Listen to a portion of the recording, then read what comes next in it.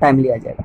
इस चैप्टर में हम लोग पढ़ेंगे क्या क्या, तो सबसे पहले लर्निंग ऑब्जेक्टिव आपको दिख रहा होगा, टाइप्स ऑफ फूड, फाइबर और रफेज जिसको हम लोग बोलेंगे, ठीक है। एंड उसके बाद वाटर, बैलेंस डाइट और जंक फूड और प्रिजर्विंग फूड, यानी कि फूड को कैसे बचा सकते हैं, इन सारे चीज़ों के बारे में जिक्र करेंगे।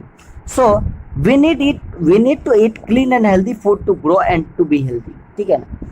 हम कुछ भी काम करते, ग्रो करना है या हमें हेल्दी रहना है, ठीक है।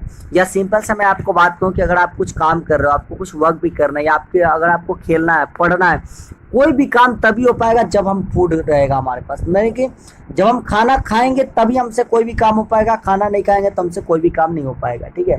क्योंकि जब आप खाना नहीं खाते हो ना तो आपकी एनर्जी आपके अंदर नहीं होती है, और जब एनर्जी नहीं होती है तो हर समय आपको आलस टाइप का फील होगा and you are not able to do any type of works. Food content nutrients, अब फूड में ऐसा क्या होता है कि हमें एनर्जी मिल जाता है भाई, तो फूड के अंदर होते हैं न्यूट्रिएंट्स। फूड के अंदर क्या होता है, न्यूट्रिएंट्स। अब न्यूट्रिएंट्स क्या होते हैं, तो न्यूट्रिएंट्स वो सब्सटेंस होता है जो हमारे शरीर के प्रॉपर ग्रोथ और फंक्शनिंग के लिए जरूरी है, ठीक है। मतलब अगर न्यूट्रिएंट्स है तभी हमारे शरीर का प्रॉपर ग्रोथ हो पाएगा और फंक्शनिंग हो पाएगा। कभी कभी क्या होता है कि न्यूट्रिएंट्स हमें सही सही अमाउंट में नहीं मिल पाता है, उस केस को हम लोग बोलते हैं माल न्यूट्रिशन। आपने नाम सुना होगा माल न्यूट्रिशन, है ना। माल न्यूट्रिशन क्या होता है,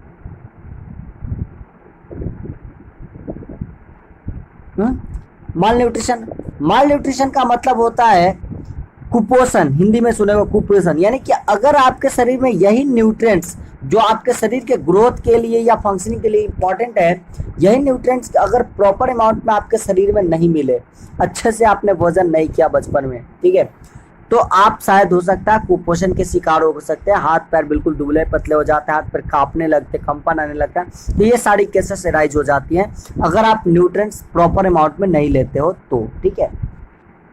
न्यूट्रिएंट्स कहाँ मिलेंगे, न्यूट्रिएंट्स क्या क्या होगा, क्या क्या न्यूट्रिएंट्स कहलाएगा, इन सब चीज़ों को भी इस चैप्टर में जिक्र करेंगे।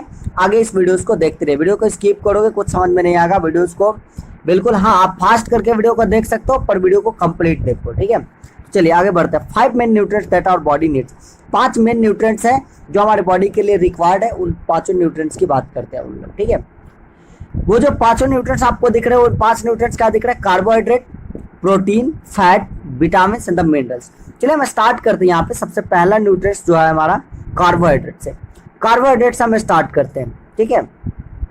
देखो यहाँ पे दिख रहा है कि our body needs energy to do work. अरे हमारा ही बॉडी, कोई भी बॉडी हो, ठीक है ना, चाहे वो एनिमल हो चाहे वो ह्यूमंस हो, कोई भी अगर लिविंग ऑर्गेनिज्म है तो उसे अपने काम करने के लिए उसको क्या चाहिए, एनर्जी चाहिए भाई, ठीक है ना। एनर्जी रहेगा तभी वो काम कर पाएगा, या फिर खेल पाएगा, या फिर कोई भी मतलब एक्स्ट्रा वो काम कर पाएगा। So energy to do work, play and other activities, कोई भी एक्टिविटीज करना चाहिए तो उसके लिए एनर्जी उसको चाहिए। So what the carbohydrate provide? Carbohydrate are the energy giving food. These energy is provided by the carbohydrates. ये एनर्जी उन्हें कहाँ से मिलता है, तो कार्बोहाइड्रेट से मिलता है, ठीक है। तो कार्बोहाइड्रेट को हम एनर्जी गिविंग फूड भी कहते हैं, ठीक है, यानी कि कार्बोहाइड्रेट हमें क्या देता है, एनर्जी देता है। अब देखो इस कार्बोहाइड्रेट को हम 2 भाग में बांट सकते हैं, ठीक है ना।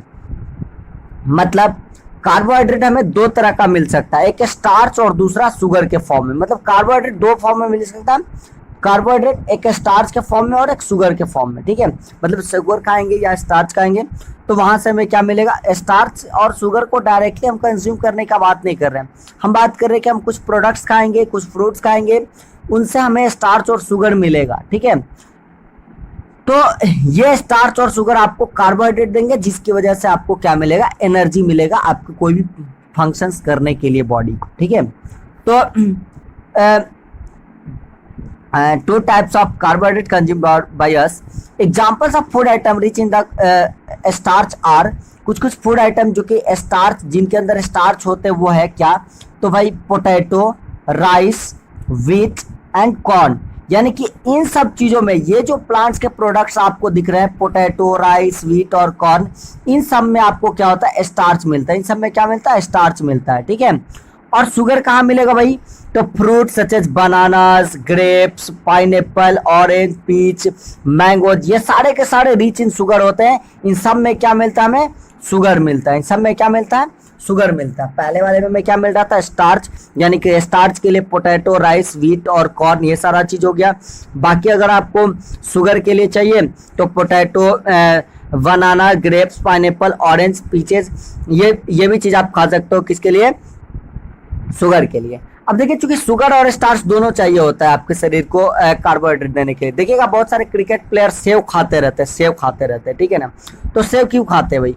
तो वहां से उन्हें क्या मिलता है कि सेव खा रहे हैं या फिर कोई फल वगैरह अगर वो लोग मतलब खा रहे हैं, कंज्यूम कर रहे हैं, तो उन्हें उससे एनर्जी मिलता है, इंस्टेंट एनर्जी उन्हें उनको उन चीज़ों से मिल सकता है, ठीक है ना। कोई केला खा रहा होता है तो केला से उन्हें कार्बोहाइड्रेट मिलता है, इंस्टेंट एनर्जी मिलता है उनको अपने काम करने के लिए।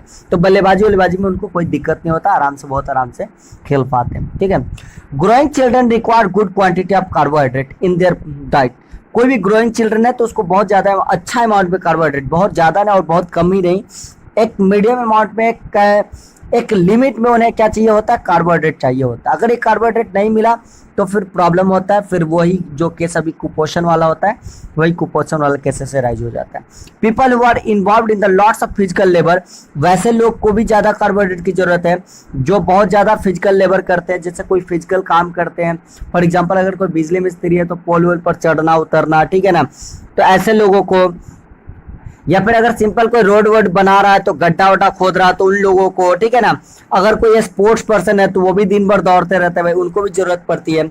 अगर लेबरर्स है, दे ऑल्सो नीड कार्बोहाइड्रेट्स, ठीक है ना। सबको कार्बोहाइड्रेट चाहिए। इनफैक्ट मैं बात कहूँ तो टीचर्स को, अगर आप टीचर हैं तो और आप इस वीडियो को देख रहे हैं तो आपको भी कार्बोहाइड्रेट की जरूरत है, क्योंकि आप भी एक किसी स्पोर्ट्स पर्सन या लेबर या किसी मतलब कोई भी फिजिकल लेबरर है तो उनसे आप कम काम नहीं करते हो, ठीक है। क्योंकि पढ़ाना इतना आसान चीज भी नहीं है, क्योंकि आप फिजिकली और मेंटली दोनों तरीके से पढ़ाने में इन्वॉल्व होते हो। तो यहाँ एनर्जी और जल्दी वेस्ट होता है आपका। आप सुबह में भरपेट खाना खा करके जाओ स्कूल और दोपहर में देखो कि आपको भूख नहीं लग जाता है तो कहना, ठीक है, क्यों भूख लग गया? वही घर में सुबह से खा करके सोए रहो तो आपको भूख नहीं लगेगा। ऐसा इसलिए क्योंकि आप जब स्कूल में पढ़ा रहे हो या फिर कहीं भी पढ़ा रहे हो तो वहां पे आप फिजिकली और मेंटली दोनों तरीके से इन्वॉल्व हो। तो जब इंसान दोनों तरीके से इन्वॉल्व हो जाता है ना, फिजिकली एंड मेंटली, तो ऐसे में बहुत जल्दी एनर्जी कंज्यूम होते हैं, ठीक है। तो चलिए आगे बढ़ते हैं। क्या है? प्रोटीन्स। प्रोटीन्स क्या होते हैं? तो protein build, maintains and replace the tissue in our body. Protein क्या होता है भाई? तो प्रोटीन का काम क्या है? प्रोटीन का काम है कि प्रोटीन बिल्ड करेगा, मेंटेन करेगा एंड रिप्लेस करेगा, किसको? टिश्यूज को करेगा हमारे बॉडी में, ठीक है ना। बॉडी में टिश्यूज को मेंटेन करेगा, बनाएगा और उन्हें रिप्लेस करेगा या फिर उन्हें मेंटेन करके रखेगा। अगर कोई टिश्यू मान लेते हैं डेड हो गया, मर गया, तो उसको हटा करके उसको रिप्लेस करके नया टिश्यू वहां पे लगाएगा, तो फॉर्म भी किया, रिप्लेस भी किया, ठीक है। तो ये सारा काम प्रोटीन्स का होता है, ठीक है। क्योंकि टिश्यूज है तभी तो हमारे सारे पार्ट सही से वर्क कर रहे हैं। टिश्यू अगर काम करना बंद कर दे तो सारा पार्ट थोड़ी सही से वर्क करेगा, नहीं करेगा। तो इसलिए इन्हें प्रोटीन को बॉडी बिल्डिंग फूड भी कहा जाता है, क्योंकि ये बॉडी को बनाते हैं। कोई भी चीज है तो उसको ये क्या कर रहे हैं? फॉर्म कर रहे हैं, बना रहे हैं, उसको सुधार रहे हैं, ठीक है ना। इसलिए इन्हें बॉडी बिल्डिंग फूड्स कहा जाता है। Our muscle, organ and immune system are made of most of the proteins. हमारे मसल्स जो होते हैं, जैसे देख रहे हो बाइसेप्स, ट्राइसेप्स बनाते हैं हम लोग, ऑर्गन्स है, कोई भी हमारे बॉडी पार्ट्स है, या फिर अगर इम्यून सिस्टम की बात करें, जो कि बहुत ही इंपॉर्टेंट चीज है इम्यून सिस्टम, ठीक है ना। अभी मैं आपको बता दूं कि अगर आपका इम्यून सिस्टम जितना स्ट्रांग रहेगा अभी कोरोना वाली स्थिति में, उतना ही ज्यादा जल्दी रिकवर हो जाता है इंसान। देखिएगा कि 85 साल वाला भी बूढ़ा मात दे रहा है कोरोना को, जिनकी इम्यून सिस्टम काफी स्ट्रांग है, जिनकी इम्यून सिस्टम बढ़िया, बहुत बढ़िया है, तो मात दे रहे हैं। और 21 साल का लड़का, 22 साल का लड़का मर जा रहा है, क्यों? क्योंकि उसका इम्यून सिस्टम खराब है। कैसे खराब है भाई? तो स्मोकिंग करके खराब है, या फिर और भी बहुत सारे गलत एक्टिविटीज से आपकी इम्यून सिस्टम खराब हो सकती है, या फिर इम्प्रॉपर न्यूट्रिशन लेने से इम्यून सिस्टम खराब हो सकती है।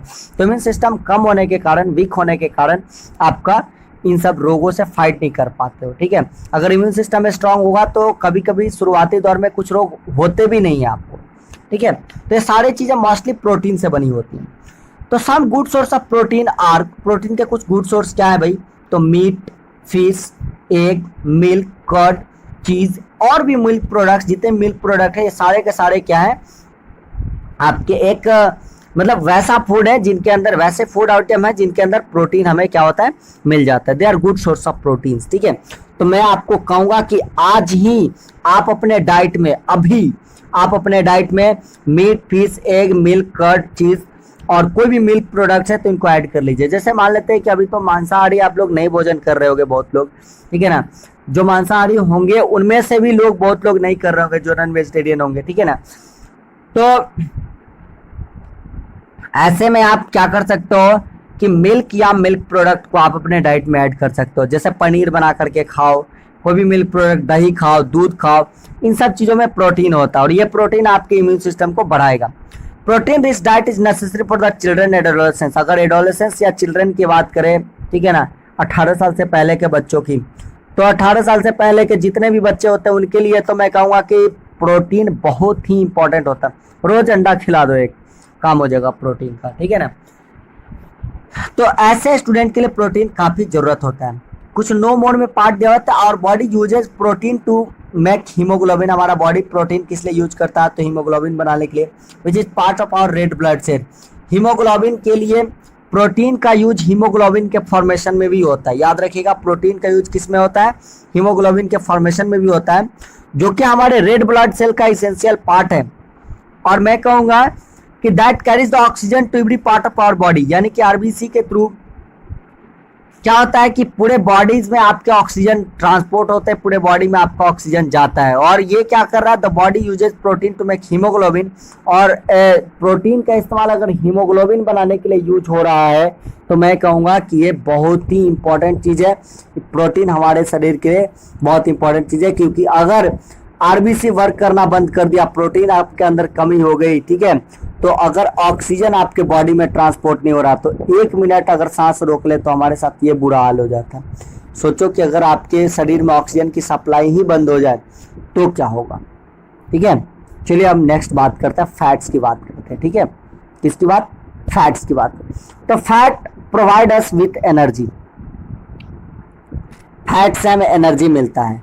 पर कार्बोहाइड्रेट और फैट वाले एनर्जी में क्या अंतर है भाई, फैट आपको स्टेबल एनर्जी देता है। मतलब कि फैट अगर है आप में, तो जब कार्बोहाइड्रेट से जो एनर्जी मिला आपको, जो एनर्जी आप यूज कर रहे हो, ठीक है ना, तो आपके शरीर में जितने भी इंस्टेंट एनर्जी है जब आप यूज कर जाते हो तो आप सर्वाइव करते हो, अपने फैट में स्टोर जो एनर्जी होता है उन पर सर्वाइव करते हो, ठीक है।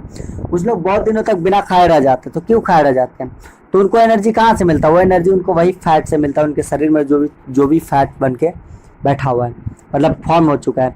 और फैट्स मैं बता दूं कि बहुत ज़्यादा अमाउंट में अगर आप फैट्स लेते हो तो ओबेसिटी वगैरह का शिकार हो जाता है, मतलब बहुत ज़्यादा पेट वेट बाहर निकलने का, मोटापा होने का, इन सब चीज़ों का शिकार हो जाता है इंसान, ठीक है।